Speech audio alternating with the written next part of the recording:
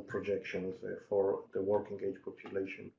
Right, so for our overall projections, we don't only look at the natural population growth, but we also take into account, of course, what do we expect from migration, because that could be a very important source for additional labor. So in this chart, we are comparing the last decade to the next decade. So you see when you look at the light gray bars, you see that in the last decade, already in many Central and Eastern European countries, the working age population was declining. If businesses or HR leaders think that it is already a difficult time to find the right workers, in the next decade, it's only going to get even more difficult. As you see most blue bars, so that is going to be the growth rate in the next 10 years up to 2028. It is only going to accelerate. Mm-hmm. And you mentioned immigration. In the next chart, we see some of the impact of that. Again, large variation across countries. Right, large variation. So in this chart, you don't see the US because we focus on the European Union. But in the previous charts, in the chart before, you saw the US. Even though we are, of course, also facing the retirement of the baby boomers. Again, in this context, it is maybe not even looking that bad. Yeah. Yeah, if you go back to this chart, the US is one of the countries with actually the best demographic outlook for the next decade. Right. And so the problems we have here are small compared to other countries. But going back to the immigration, what does this chart tell us? So this chart looks at the migration rates or the within European Union mobility of workers. So we know that there is some international migration, but we also know that it's a politically hot issue. At the same time, we now see that in Japan and in Germany, there are now government efforts to increase the number of migrants because they know it's going to be of utmost importance. Mm-hmm. Within the European Union, you see that for some countries, it is great that some workers move towards a country. So you see in Austria, Switzerland, and Germany, they get more workers into the country. But again, Central and Eastern Europe, again, one of the reasons why they are facing such a tight labor market, many people are moving out of the country. So just to understand to fully understand the chart, we're looking at the net migration rates over the period 2013 to 2016 as a percentage of the population. So that means that in Lithuania, that's at the bottom of the list, around 2% of the population moved out of the country within this period. Yeah, that's a very large number. Yeah, so at the same time, so let's maybe go back here.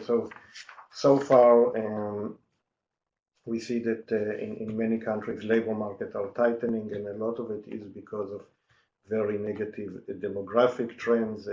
The working age population is shrinking, and in Eastern Europe, this is especially strong. A lot of it is because so many people in Eastern and Central Europe are moving to richer countries, especially in Western Europe. But at the same time as those trends are, the demographic trends are shrinking the labor force, we have some trends that are offsetting it to some degree. Right, exactly. And that is when we, one of the good trends is the labor force participation trends, especially of groups that have historically been less attached to the labor market, so that are the older workers. And in the next slide, we're going to talk about the female participation rate. Here in this chart, we're looking at the 55 to 64 group, and you see again that in Japan, there are especially big efforts to increase the participation of this older group because they know that that is probably a group of people where there's still some slack in the labor market. Also at the conference board, we have done some research about aging in the European Union. So if you are interested to learn more about that, I would suggest you to click the link at the bottom of this chart. We know from a business perspective that it's especially important to make the older workers ready for an environment, a business environment that is becoming more technological and heavy on online communication. Mm-hmm.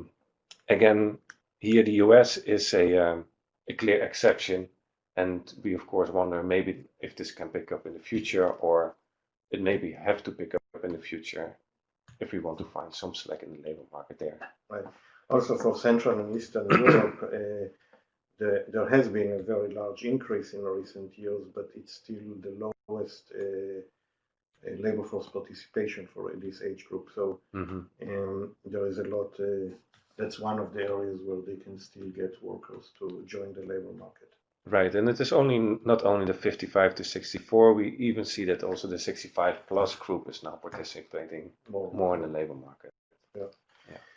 And so that's about the older workers. Another group of workers that could increase and is increasing their labor force participation are women. Yeah, especially women. You see in Japan again a huge increase that has now continued. In Central and Eastern Europe, this has kind of stagnated. In Northern and Western Europe, their female participation rates, especially in Scandinavia, have always been more or less the same as male participation. An important note to that is that many women, compared to men, are still more often ending up in part-time employment. So we're not always talking about these full-time jobs. Yeah, and I would say for the US and Southern Europe, especially Spain, because they were especially hit hard during during the financial crisis and the euro crisis in the case of Spain, you can clearly see that in these participation rates, which have recently started to pick up, at least. So that's a good sign. Yep. So hopefully that will continue, because in many of those countries we need more workers. Yeah. Thank you, Frank. We're now moving to emerging countries, and Elizabeth, you want to walk us through some of the main trends that we're seeing there? Sure. We've been hearing a lot about labor shortages in the advanced economies, and when it comes to emerging markets, it's a story more about talent shortages rather than labor shortages. And on top of that, we're seeing that emerging markets are failing to catch up on technological readiness and also education quality. So in response to that, what employers are doing is that they're really investing more in on-the-job training, and governments are also investing in their innovation ecosystems. So it's a little bit of a give and take. Latin America, however, has really been struggling due to political and economic instability, primarily with, for example, Brazil, that we've seen that they had a very, very deep recession in past years and are only now starting to recover, but that really sent ripple effects throughout the region and really set back the region in terms of its catch-up potential with advanced economies. And the situation with Venezuela is not helping either, so that's also a challenge. In terms of the US and China trade, this is another event that's really having some impact on the labor market. What this means is that countries are, or companies are shifting their supply chains away from China and into South and East Asian countries. So these emerging markets in south of China are now seeing an influx of manufacturing that would have otherwise gone to China. And again, what it's really having some impacts in three key sectors and increasing labor demand and potentially causing some labor shortages or talent shortages due to some new skills that are now going to be required in the area with a new type of manufacturing moving in. Mm-hmm. Mm-hmm. Thanks, Elizabeth. So if we look at the demographic trends in emerging markets, they're much better than in mature economies, but there's still a lot of variation. There is. I mean, overall, what we're seeing is the working age population here in this chart. We see the situation from 2005 to 2015 in blue bars, and then in the red is the projection through 2025. And to contrast what Frank was talking about earlier with the advanced economies, where you're seeing a demographic slowdown, it's really the opposite case for emerging markets. There's a lot of growth, especially in Southeast Asia and Africa, that we're going to expect in the working age population, but there is some variation. East Asia is going to be a trouble spot moving forward. We are expecting that the working age population is actually going to decline in certain countries such as Thailand and China. So those particular areas are going to see some labor shortages moving forward. So in general, though, there is a lot more opportunity for increases in labor force participation as we move forward. As you mentioned earlier, the main issue with emerging countries is not how many bodies are available, but do they have the right skills? So we have some surprising results to report here, right? Well, we do. It's a little bit of a mixed bag in terms of contrasting the quality of education with how employers are responding to that challenge and really investing in on-the-job training. And what we see in this chart on the left-hand panel are the global competitiveness indexes. So here a value, 7 is the maximum value, so you can see that relatively speaking, emerging markets are performing a little bit better on the job training versus the quality of education. But in terms of their performance relative to the advanced economies, what's more important here to look at is the charts on the right-hand side panel. So this is the growth rate differential between the emerging markets and the advanced economies, and it gives you a sense of how fast the emerging markets are growing relative to the advanced economies in these areas of education and on-the-job training. So a negative bar signifies that they're growing more slowly than advanced economies, and a positive bar signals that they're growing faster in this area. So you can see that in terms of quality of education, these areas are falling behind the advanced economies, and that's primarily a function of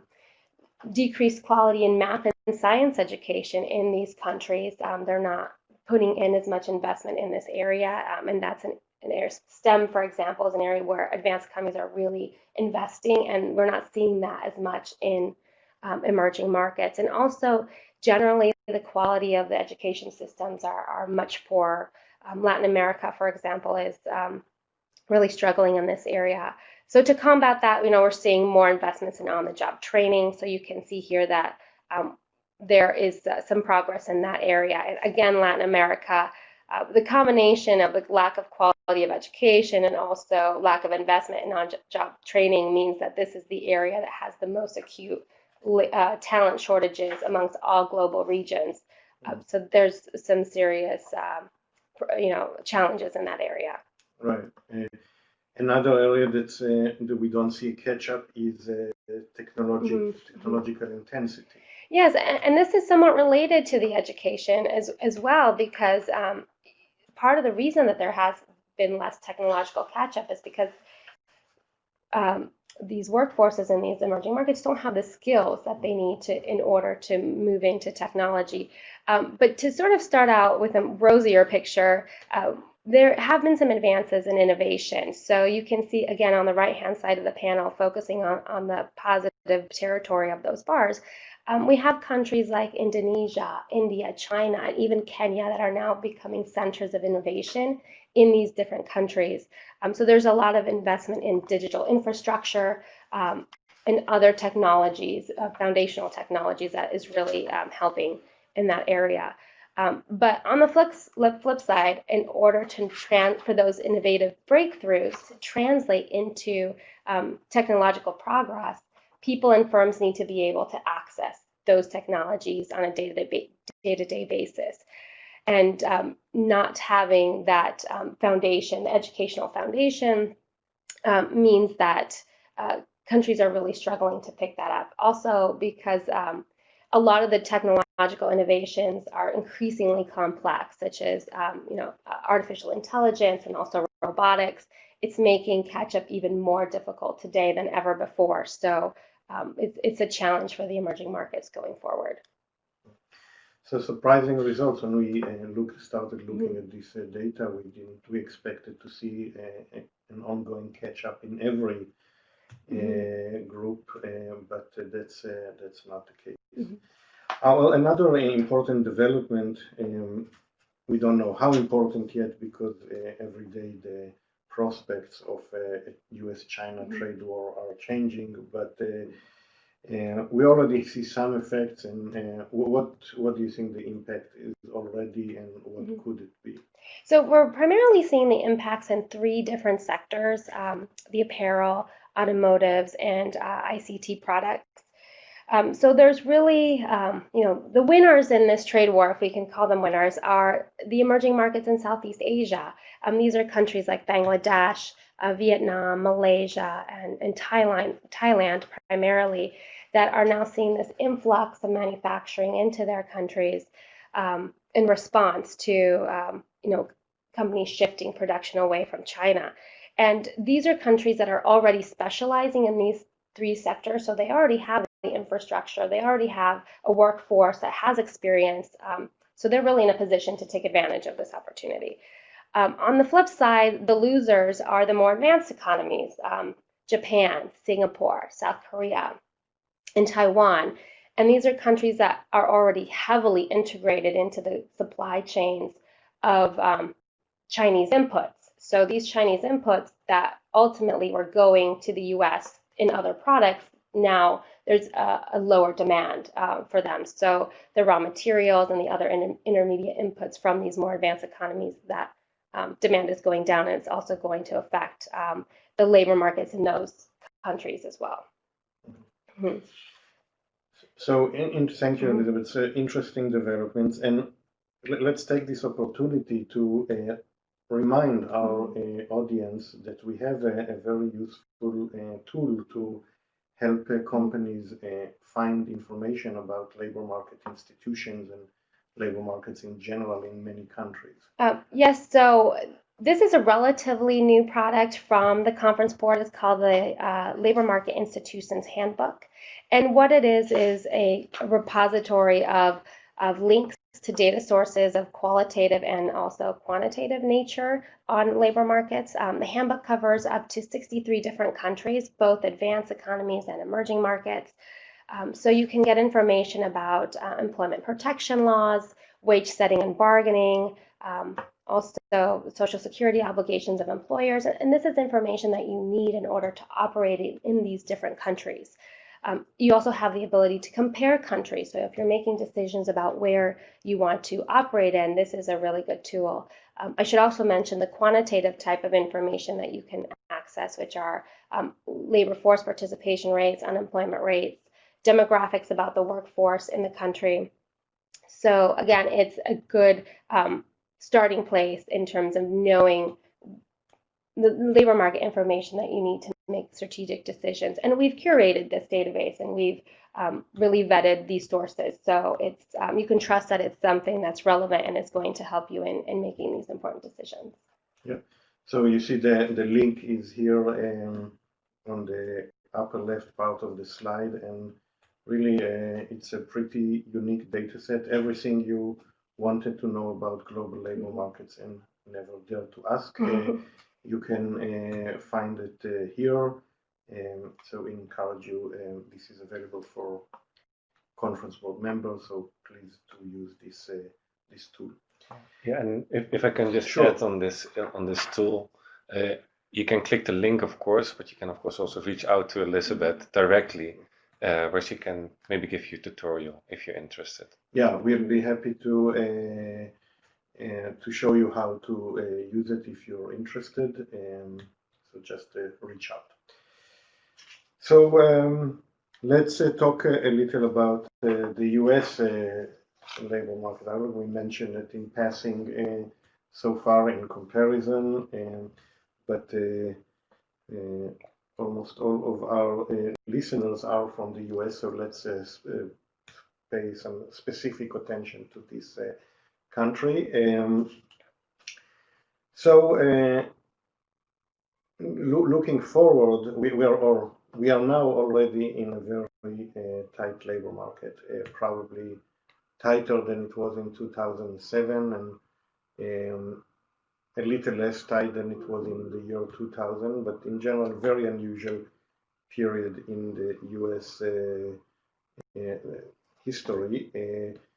We are looking into 2019, and so far employment growth is strong, but we are expecting some slowdown both in economic growth and in employment growth in 2019, but not a dramatic decline. So, for example, GDP, we're expecting to go from 3% growth rate in 2018 towards, by the end of 2019, close to 2%, which is what we think is the long run trend.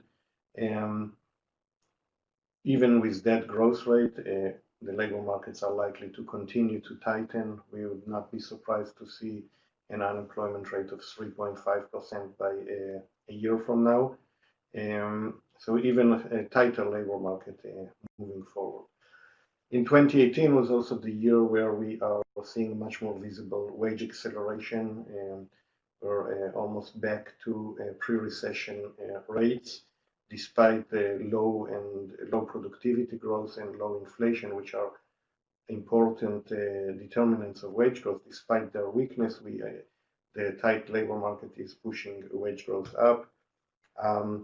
And we are especially seeing this in blue-collar and low-paid services workers, where labor markets are really historically tight with wage growth above 2007 rate. Sorry, we'll go. Moving in 2019, the growth in labor cost is going to happen at the same time where we're seeing slower revenue growth. So corporate profits are likely to be significantly squeezed in 2019. On the one hand, from the revenue side, we'll have slower growth.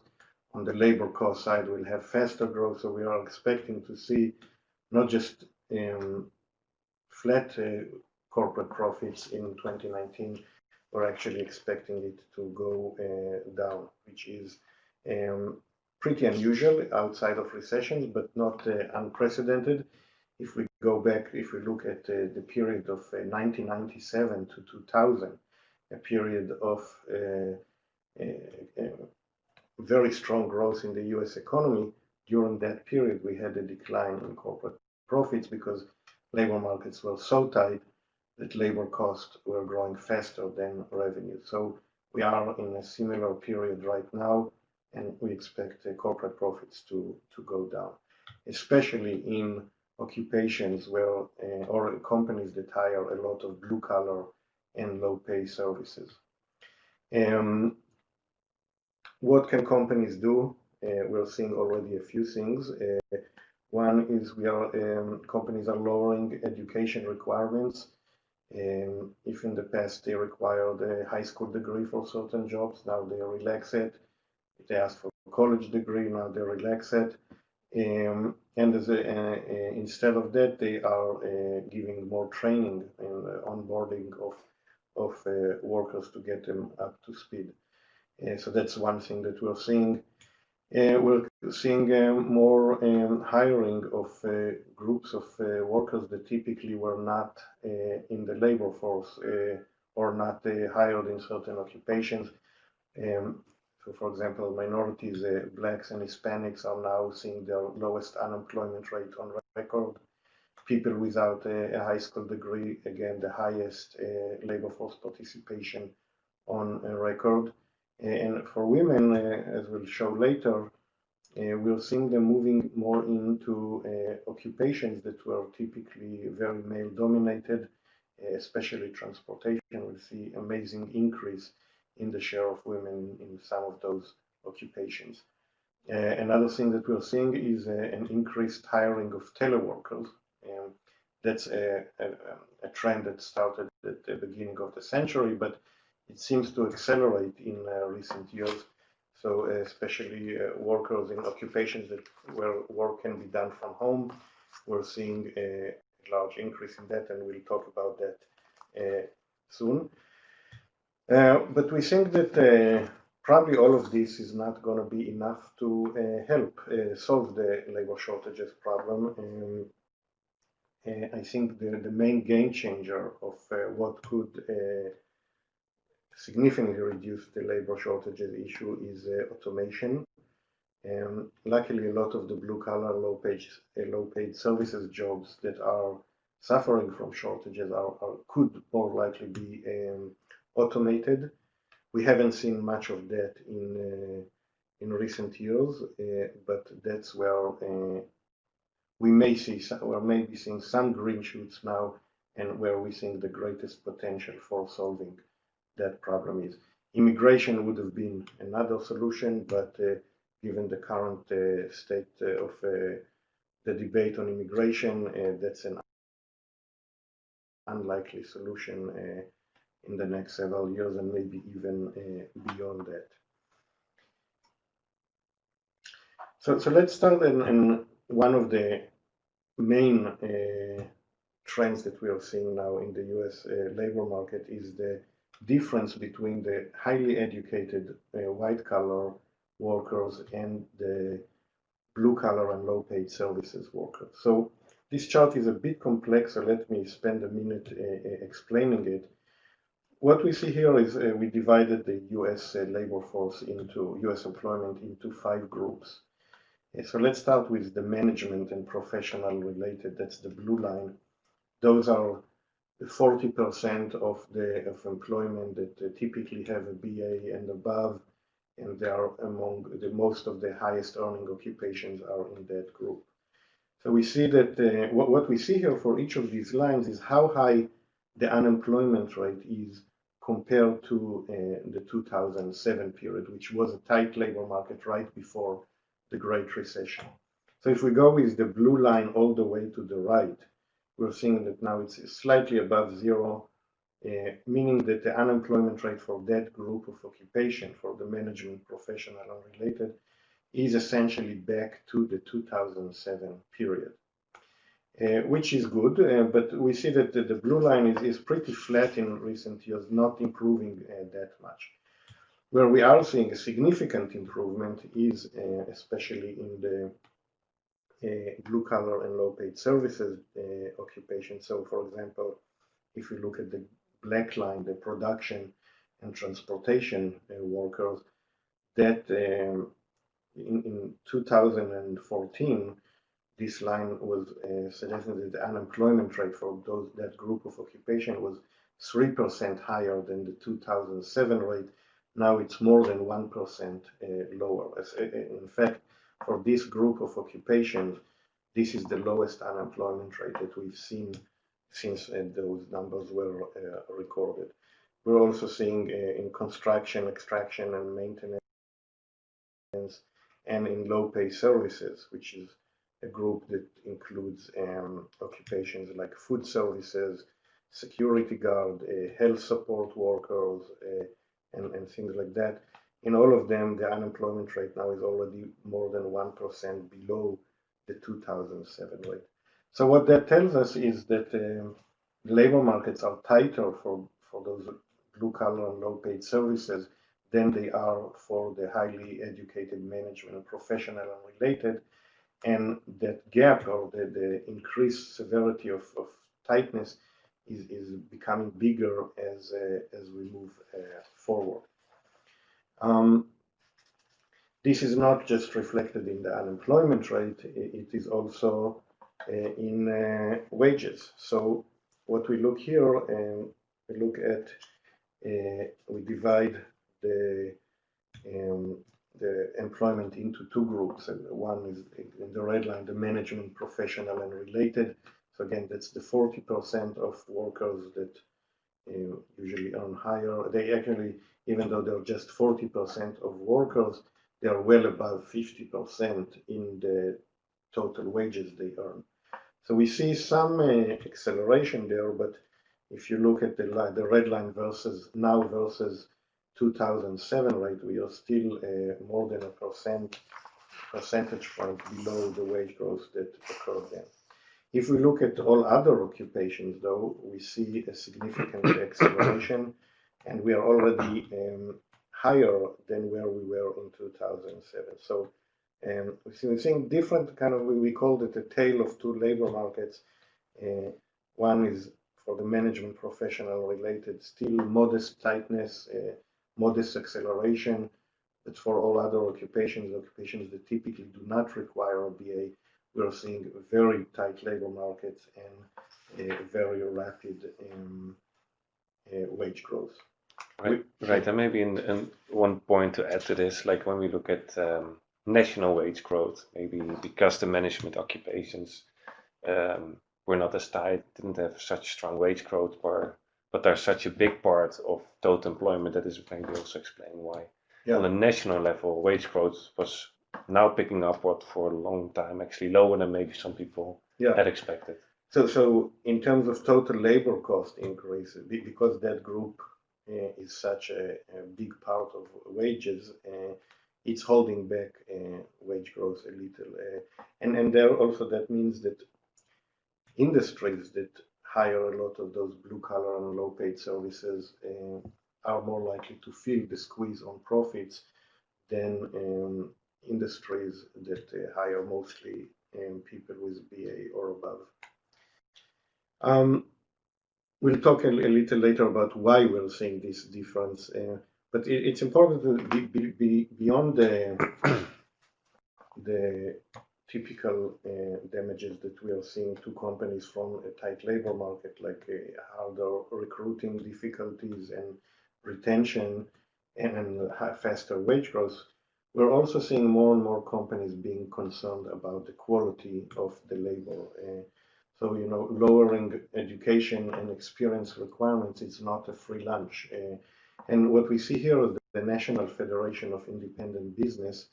They ask every month for the last several decades. They ask a lot of questions. One of them, what is your main business problem? And they give a bunch of options. One of them is quality of labor. And we're seeing that now the share of companies that say that labor quality is the biggest problem is over 20% and the highest it's ever been. So more companies now are concerned about labor quality than they've ever been. And this is especially in the survey of the National Federation of Independent Businesses, especially most of the respondents are companies that are hiring blue collar and low paid services. So it's not surprising that it's so strong there. Now let's talk a little about why we're seeing this especially squeeze on blue collar and low paid services. It starts with education. So what we have in this chart is we look at the labor force, people 25 and above, and we're looking at the trends in their education level. So, for example, the blue line is the share of people in that group that have a BA or above degrees. The red line is people who don't have a high school degree. The black line is people who have just a high school degree, and the green line are the people who have some college or some post-high school certification. So what we see here, a very strong trend of an increase in the education level. So the share of people with a BA and above is about 40%. It was below 30% in 1994, and the increase is continuing. People with a BA and above rarely are willing to work in blue collar and low paid services. So as we have fewer and fewer people without a BA, the labor force or the amount of workers who are willing to work in those jobs is shrinking. Now, it's not just because of education trends, it's also because of disability. So what we have here, again, we divide this into 4 groups of education, and we look at each of those lines tells you what's the share of people who are not in the labor force due to disability in the working age population. So what we see here, first of all, we see that this issue of leaving the labor force due to disability is not an issue for the population with BA and above.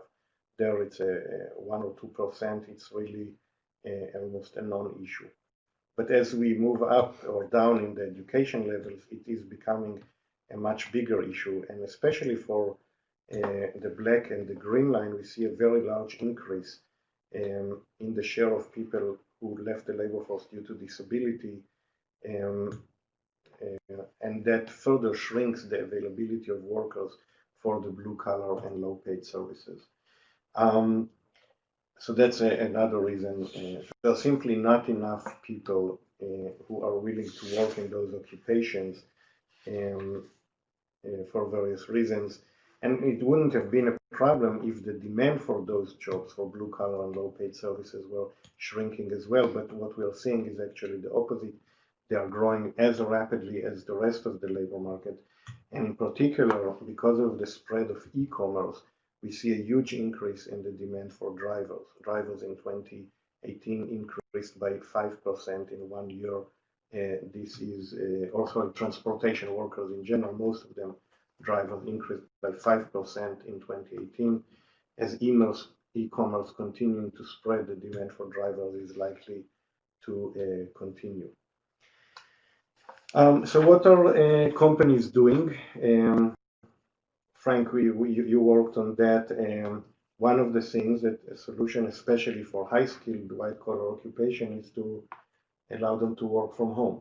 Right, exactly. So traditionally, in the past, you always had to look, okay, who's living close to my office, because everybody needs to work in the office. And in this new technological age, you can hire wherever you actually want to hire. So that is what we have seen over the time in the US, that there's a steady increase of more and more workers that are working full time from home.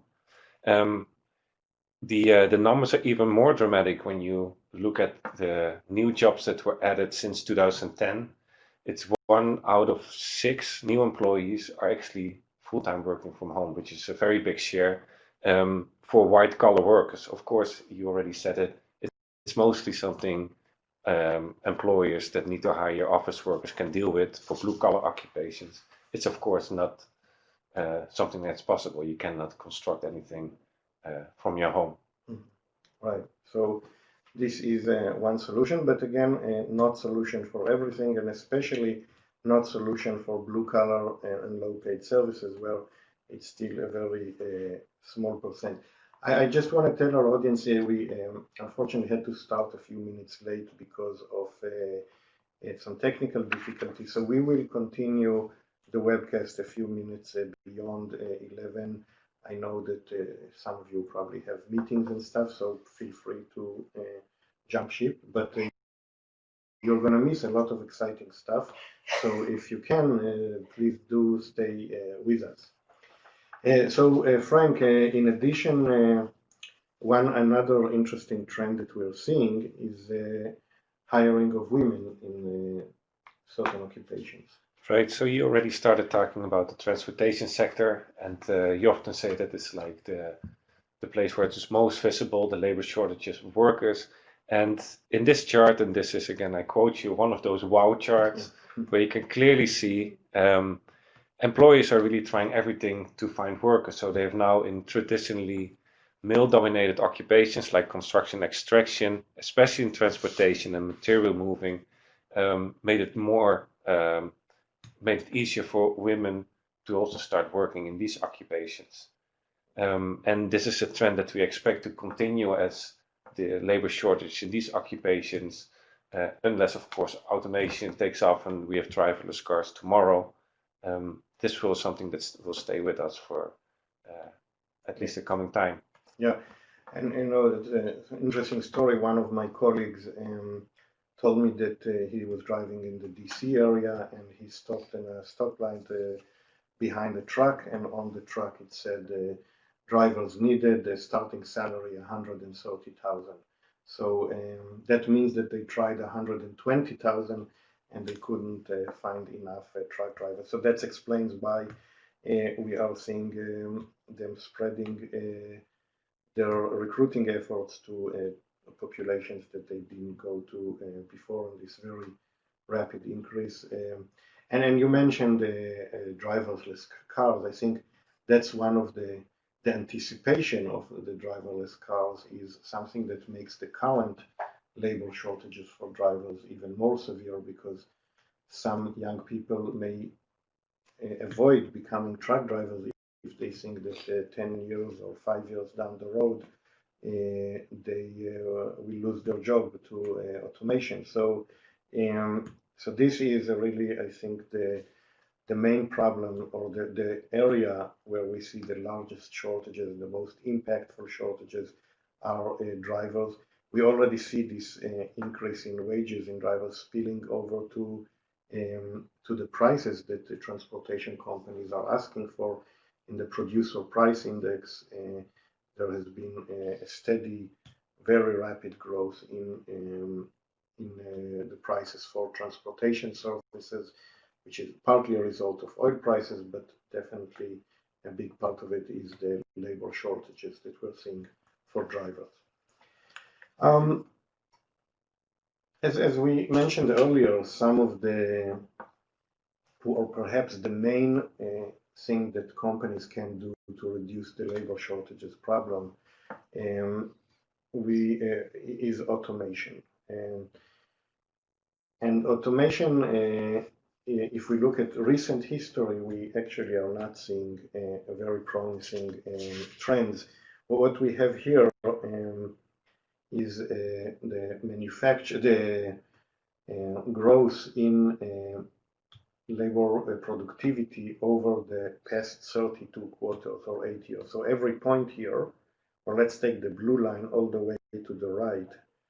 So that means that in the past 32 quarters or 8 years, labor productivity in the manufacturing sector was 0%. So there was essentially no growth in labor productivity during that period. That's opposed to 5% that we've seen, 5% annually, so about 40% in total that we've seen in the middle of the 2000s. So for whatever reason, in manufacturing and also in the economy as a whole, there's been very low labor productivity growth in recent years. Some of it could be because investment was relatively weak during that period. There was not so much incentive to automate. When labor is available and cheap, then there is no strong incentive to automate. But now and in the coming years, we expect this incentive to be much stronger. We may be seeing some green shoots, depend of how hard you squint your eyes. You may be able to see some upward trend in the last year, but it's still too early to celebrate. We are now doing some work on trying to understand which occupations are being automated right now and are likely to be automated. So in a few months, we will have more to tell you about this topic. And if I can make one point about productivity and couple it back to like the start of this webcast when we talked about Central and Eastern European countries, wages are increasing, but especially in Central and Eastern Europe, we do now see that their labor productivity is picking up. Right. So maybe the US is also going to follow that path. Yeah, when there is shortages and very rapid wage growth, senior leadership is going to be more creative and more desperate to cut labor costs, and automation is one of the ways to do that.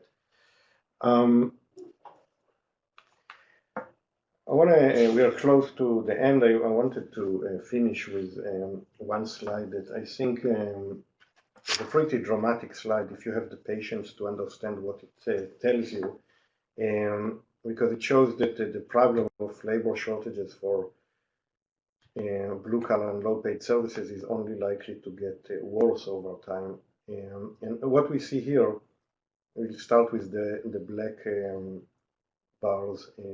So we have a 5 periods here of 5 years, and in each of them we see the growth in the working age population. So in between 2002 and 2007, it was about 6%, and gradually declining in our forecast in between 2022 and 2027, it will almost be 0. So this is a story that is pretty well known. As the baby boomers are aging, we see a flattening of the growth in working age population. What we recently discovered after we did those forecasts and looked at this data, if we look at people with a BA versus people without a BA, we see huge differences there. So if we look at the blue bars here, you can't tell that anything changed. It's essentially a continuation of about 11% growth rate every 5 years in the working age population with a BA. But if you look at the blue bars, that's where you see huge difference. We actually, in the last 5 years, it already started shrinking, and the shrinkage is only going to accelerate. So simply the number of people who are willing to work in those jobs is likely to continue to shrink significantly, and it will be very difficult to find workers for all of those jobs, especially with the rapid growth in transportation workers that we are expecting to see. There will be simply very few workers who will be able to meet that demand, and that's where the automation will have to play a significant role. I personally don't believe that any driver would lose their job to automation in the next 10 years, maybe beyond that. So it will have to come probably from automation elsewhere. So that's most of what we had to talk about. I wanted to mention a few things that you would like to probably read. We talked a lot about blue collar, so we had see an important report, one of the most cited reports in the conference board in recent years, the blue collar worker shortages. You are very welcome to see it. Also, something we didn't talk about today, but there's a lot of discussion about the expansion of non-traditional workers. We had a report about that. It turns out to be more than a hype than a reality. And you can read that. And we have a couple of webcasts, Economics Watch next week, and the window on the world's debt that will be towards the end of the month. You're very welcome to see it. Just want to mention that in around the middle of the year, we'll have a report on solutions to labor shortages. A lot of what we talked here, automation, location choice. We have an exciting survey that we are doing to find out what our members are doing to solve labor shortages. So we'll let you know when that comes out. So I want to thank my colleagues, Elizabeth and Frank. Thank you for being here. I apologize again for the technical difficulties we had at the beginning. If you have a minute to complete the webcast evaluation survey, we'll appreciate that. And from here, I want to thank all of you and have a good rest of the day.